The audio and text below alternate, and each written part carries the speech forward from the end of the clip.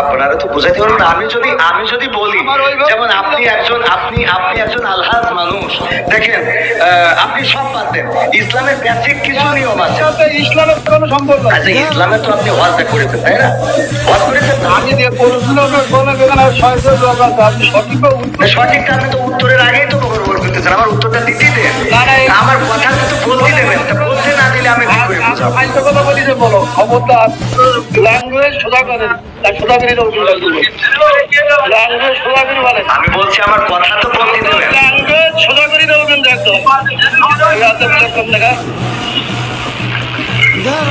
অগর বগর করতে জানি খাবার তবে একটা চোখ বাসটা করে দেবো কিন্তু একদম। আমি প্রশ্ন করলাম, একজন লোক বলছে যে আনন্দের সঙ্গে নামাজ পড়ল না, শুরু না বললে নামাজ হবে না, আমি ভাবতে পারছি। আমি বলছি আমার উত্তরটা কোন জায়গায় কি বলতে জানি যাই পোকাতে কি লেগে পড়ে জানি যাই